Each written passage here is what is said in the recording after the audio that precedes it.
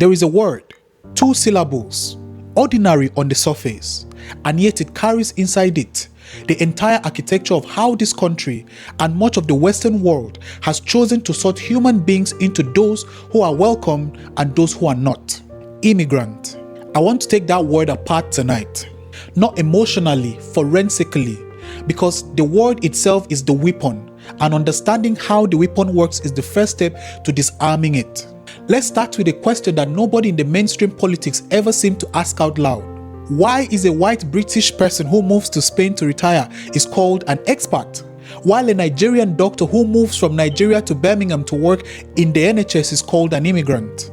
They have both done the same thing. They have both crossed a border to build a life somewhere that was not the country they were born in. Both are paying into a foreign system. Both are living in someone else's country. Both have, by the most basic dictionary definition of the word, immigrated. Both words technically describe the same act. In usage, however, they have been sorted by race, nationality, and economic assumption. White Westerners are overwhelmingly called expats regardless of where they go or how long they stay. People from Asia, Africa, Latin America, the Caribbean, and the Middle East are overwhelmingly called immigrants when they arrive in Western countries, even when their circumstances are identical. Wealthy Gulf Arabs in the UK are typically called expats, not immigrants, revealing that the label is shaped by geopolitical hierarchies. People from nations with economic and political power can claim expat status, while migrants from less powerful nations, regardless of their individual wealth or qualifications, are labeled immigrants. Colonial-era British officials in India were expats. Wealthy American retirees in Costa Rica are expats. A person from the Philippines working in a European hospitality is an immigrant. The British community of retirees living on the Spanish coast, many of whom have no plans to return to the UK, still describe themselves as expats. And then they complain about Moroccan immigrants doing all the actual work around them. This is not a linguistic quirk. It is a hierarchy dressed up as vocabulary. And it matters far beyond semantics, because language shapes policy, public sympathy, and the emotional register of political debate. Expat communities are courted. Immigrant communities are regulated. News coverage of expats tends towards lifestyle features. Coverage of immigrants tends towards border enforcement, labor disputes, and assimilation anxiety. The word does not describe the act. It delivers a verdict on the person performing it. Now let's talk about how that verdict gets manufactured, because it does not happen by accident. There is a machinery behind it, and it has been running for a very long time. In 1955, Winston Churchill expressed his support for the slogan, and I'm going to read this exactly as it was recorded. Keep England white. That was the Prime Minister of the United Kingdom, not a French pamphlet, not an anonymous letter. The Prime Minister, about people who had in many cases fought for the British Empire in 2 world wars and were now being invited to help rebuild the country their labor and sacrifice had helped to preserve. 13 years later, in 1968, Enoch Powell stood up at a Conservative Party meeting in Birmingham and delivered what became known as the Rivers of Blood speech. He warned of the supposed dangers of mass immigration from the Commonwealth and used inflammatory examples from his constituency, and opposed the race relations bill that would have criminalized refusing housing and employment on the grounds of race. He was sacked from the Conservative front bench, but 74% of Britons polled at the time agreed with him. A few days later, after the speech, a group of white youths descended on the christening party of a Caribbean family and slashed the face of the baby's grandfather. They chanted Powell's name and "Why don't you go back to your own country?" Words from a politician's mouth, violence on the doorstep within days. That connection between the language used in power and the violence visited on the people without it is not a coincidence. It is a pattern. It has always been a pattern. Powell's intervention in 1968 attempted to reformulate racism through the enemy figure of the immigrant, opposing the interest of white Britons. He introduced the idea that immigration itself was not a neutral fact of human movement, but an existential threat to the native population. That idea, once planted in the mainstream by a serving politician, does not go away. It evolves, it finds new language, it attaches itself to new faces, new waves of arrivals, new cycles. Now meet that structure's grandchild, the Great Replacement Theory, first popularized in 2011 by French writer Renaud Camus. They claim that white European populations are being deliberately systematically replaced by non-white immigrants with the complicity of liberal elites. Mainstream scholars have dismissed these claims as rooted in misunderstanding of demographic statistics and premised on an unscientific racist worldview. The Great Replacement Theory has effectively moved from fringe conspiracy into societal and political discourse, with politicians across Europe explicitly mentioning it in speeches, interviews, and on social media. Now, here is where the media comes in, because the theory needs a vehicle, and it found one decades before social media existed. In 2015, the United Nations Commissioner for Human Rights called on British authorities and media to take steps to curb incitement to hatred by tabloid newspapers describing decades of sustained and unrestrained anti-foreigner abuse. The call followed a Sun newspaper column calling migrants cockroaches and a plague of feral humans, advocating the use of gunboats against them and drilling holes in their boats.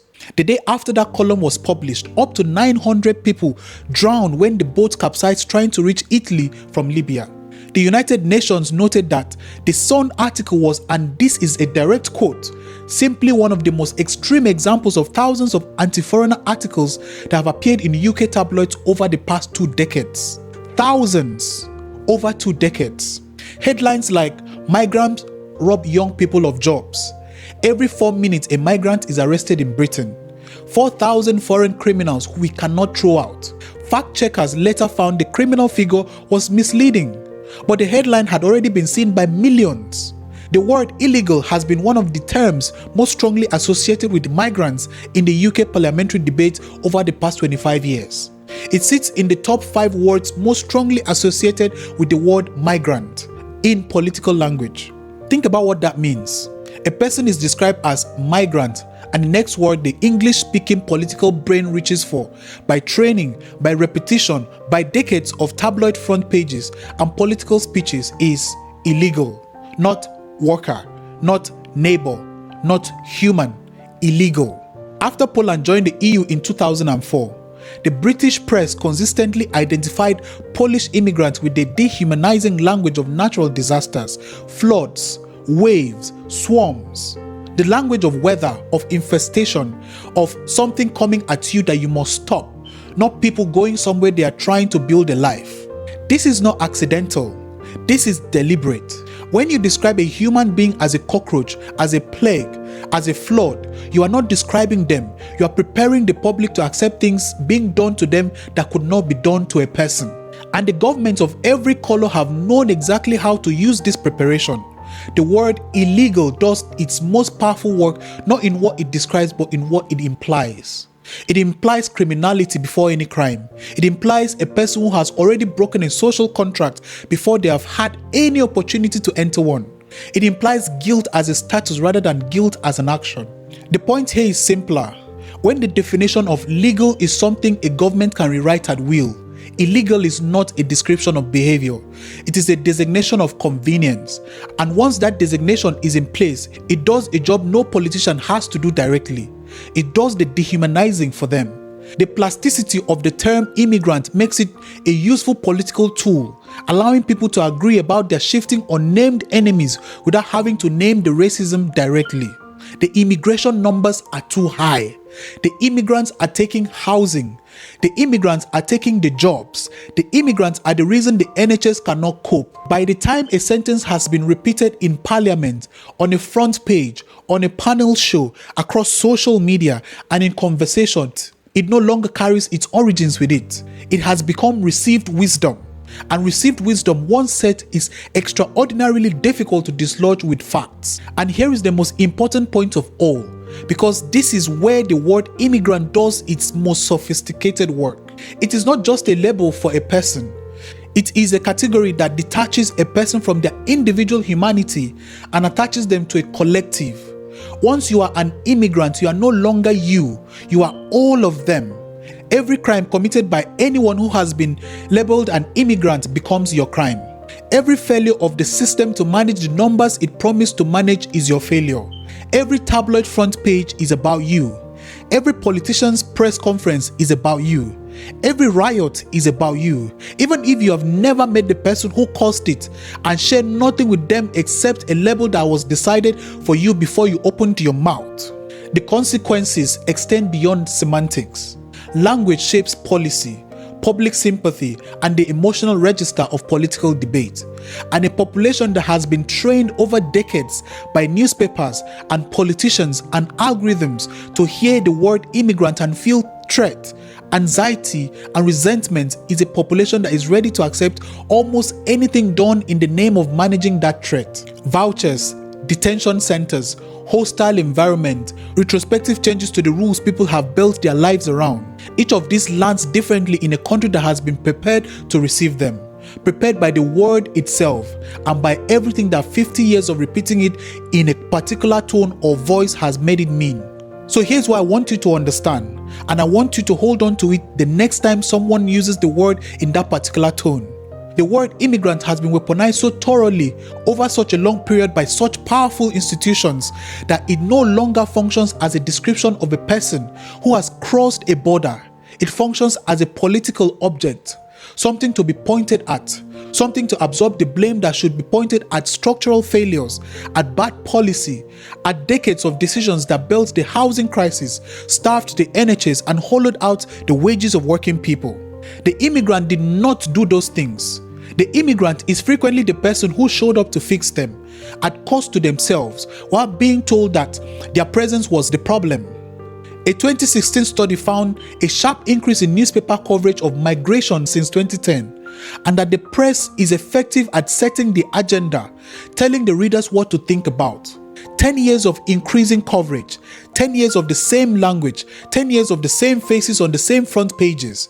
And the people stand up in parliament and say they are surprised that the lie about a British-born teenager from Cardiff spread to 15 million people in a single afternoon and burned a mosque down by nightfall. They are not surprised. They built the conditions that made it possible word by word, headline by headline, speech by speech. Stay calm. I'll see you in the next one.